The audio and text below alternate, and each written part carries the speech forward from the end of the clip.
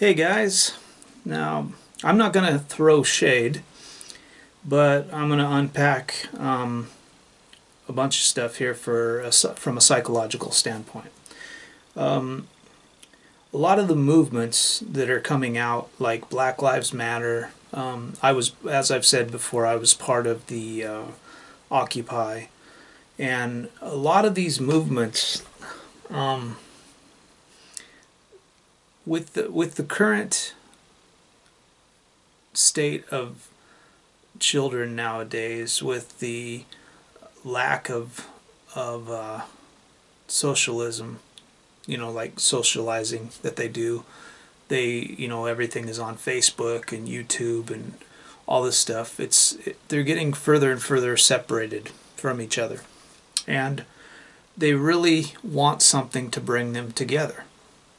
So what we're getting is this kind of forced ideal of the mid-1960s, where they really want something like the Vietnam War to stand up for.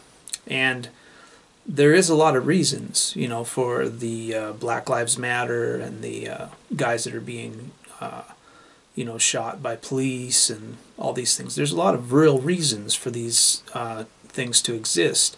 The problem is, feminism came in the 60s and 70s and turned these kids into a bunch of idiots, and they really have no idea how to come at this logically and to actually progress things. They only know how to act like little children that haven't got their candy in the grocery store.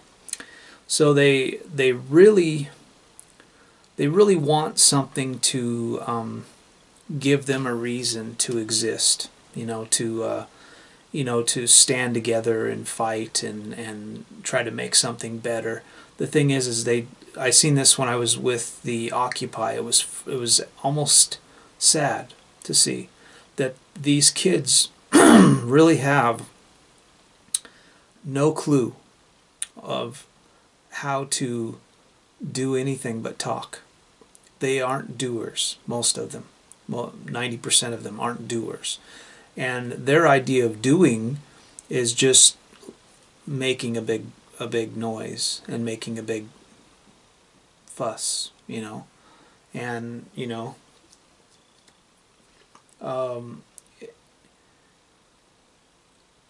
like I say, unpacking it from a psychological standpoint, they just really need something to, I don't know, give them hope, give them, they need something to feel like they're in a group, like, they really want to be in a group, which is why feminism holds on to a lot of women. Typically, most women that are feminists, first of all, most of those feminists are lesbians, and the rest of them that aren't, what we've found is a lot of the feminists are actually of fatherless homes, as is the prostitutes.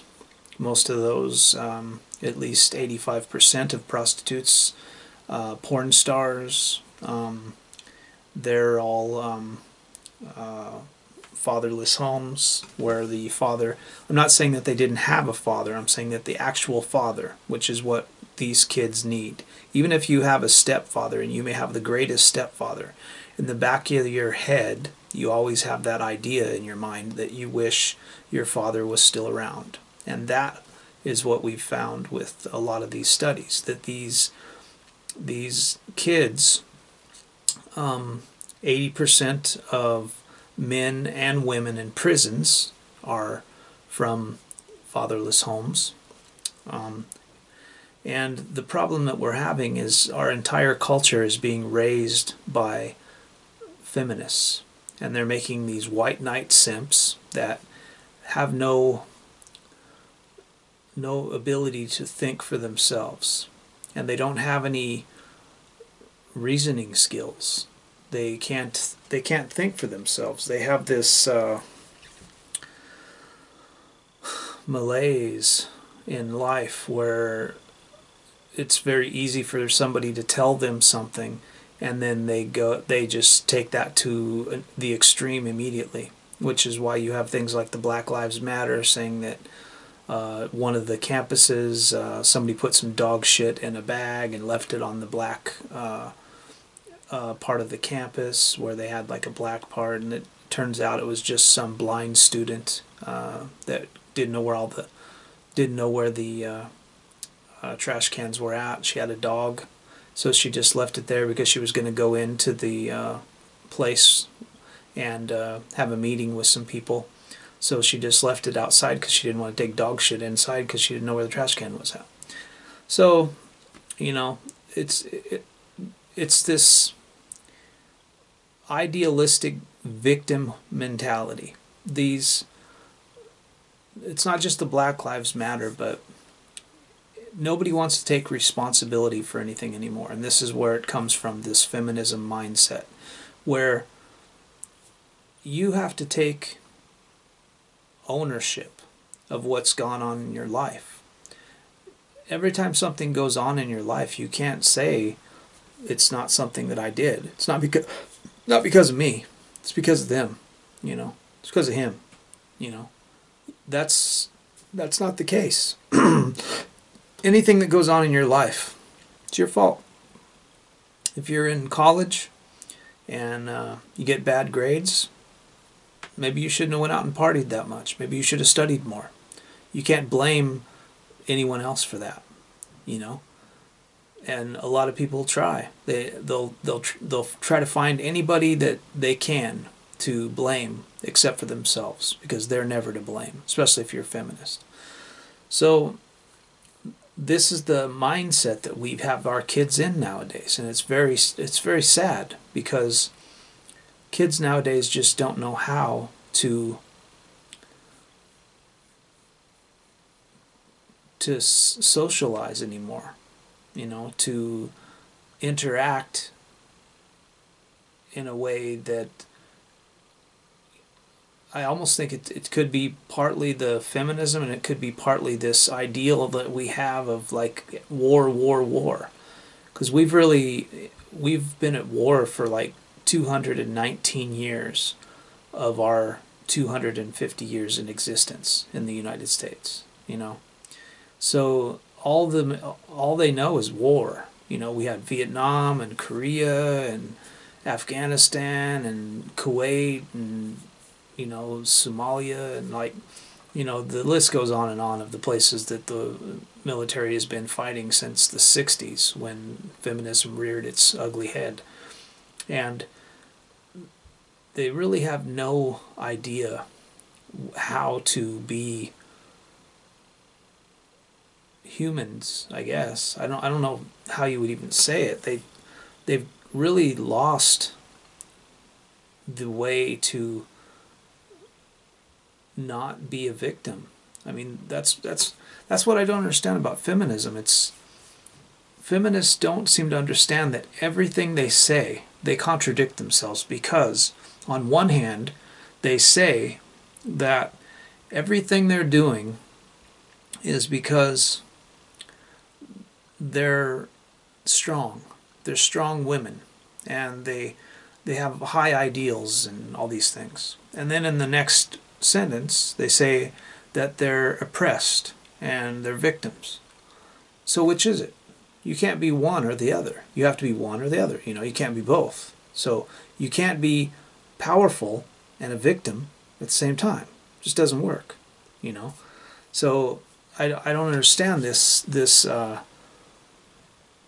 mindset that they've gotten into, where they actually think that you can be a victim and still be in power, you know. And nobody will do so much as WikiLink, as look at a WikiLink to find out the truth about anything anymore. All that somebody has to do is say something, and they just run with it. And that's a feminist woman mentality, where you don't need the facts. You just need somebody to point some bullshit out, and then let's run with it. Sounds like a good idea to me, you know. And that's basically how they get a lot of their movements going, these feminists. They don't have anything to back it up, and they can just throw some bullshit stats out. They have some feminists that made some books and made some studies, and when the problem that you have with most of these studies, that is the first thing that you should look at, is what was the conclusion they were trying to get. When you're doing a study, you have to have a thesis, an analysis. What are you trying to get? What do you think? What do you think's going to happen? And if that's biased and that's your starting point, and all you're doing basically is looking for evidence to corroborate what you think, the study's bullshit. It's already fucked, And that's what happens with a lot of these feminist studies, is they come in it thinking already that they know what's going to happen, that they know what's up with all of it. So it becomes very silly, And most of these studies that they use, that they talk about all the bullshit, basically it's all 100% non-factual, and that's like the wage gap, how women are downtrodden in society, how they, how they're oppressed, and how there's a misogyny going on everywhere. Everything that they talk about is complete horseshit, and if you call them on it, the first thing they start talking about is Syria and fucking Iran and Africa and all these other countries, and then you ask them, well, that's great that those countries have those problems and it's due to religion, but what about the US? What about here? And they can't point things out, and if they do, it's some bullshit like the pay gap, and if you ask them about the pay gap, there's two things that you can say if a woman says something about the pay gap that shuts it down really quickly. First of all, there was a law that came into act, which was the Equal Pay Act, and that was in 1964. And since then, no women have ever brought a case into the courts saying that they made less money. So if it's such a big problem, then where's all the court cases to back that up, And secondly, is if it is truly the case that women have just as many skills as men, and that they get paid less than men, then how can a man get a job? Because why would any employer hire a man with the same skills as a woman that he's going to have to pay more money to? So if there is a wage gap, pay gap, where you can pay somebody else 75% of what somebody else gets paid, then why would you not hire that person? Because that's all about the bottom line. If your company is about the bottom line, then you would think every company in the world would want to hire just women. Makes sense, right? From a money standpoint. So where's all these women that are victims then? If they're victims and they can't make as much money, then why isn't everybody hiring you? Because if I have a company and I know that I'm going to pay a woman less money than everyone else, then why wouldn't I hire all women and say fuck guys, because I can save a bunch of money? If I hire 10 people working for my company and they're all women, then I can save 25% off the top of their wages for each one of those people. So that means I almost have, just off those 10 people, I have enough money to pay one other person. I can hire like 11 people for that money that I saved off of not having one guy. Or I can hire one man for the cost of saving that I got on all those 10 women. So why isn't that happening then, if that's the case? If women are so much more qualified or equally qualified to men and can equally do everything that a man can do and get paid less, then why aren't they just hiring men? And these are the things that break down their logic, that they it's not that they don't have an answer for it. They obviously have an answer for it. They'll tell you all kinds of stupid shit and try to make it look like it's your fault. Basically that's the go-to for women, right? It's always something. There's always a reason. So you know. But the fact is, there's not really much of a reason. You know, it's just it's a systemic problem, and it's getting worse. You know, we're getting further and further removed from reality, and this this kind of schizophrenic mob mentality that's going on now is making these movements look worse and worse. You know, you can't have a movement that doesn't act civilly, first of all, and doesn't have a point. You know, and they have like their little you know, I'll be back Arnold Schwarzenegger quotes, and that's their point, you know. And they put out some good statements about things that they want to do, but then when you watch them, they don't do anything that they say they want, you know. And they're just, a lot of these movements, it's kind of almost funny. It's kind of, they're doing exactly on the opposite end of the scale what they're protesting against. You know, and what I mean by that is, you know, they're talking about racist white people, right? So the way we stop the racist white people is we make segregated places in our colleges and safe spaces where only black people can go. I seem to remember a time when they did that, where they had like black and white water fountains. I think they called that segregation. They had black seats on the buses. Is that the new catchphrase? We want to call that. That wasn't segregation. That was safe spaces. Those were black safe spaces on the buses. That's what those were.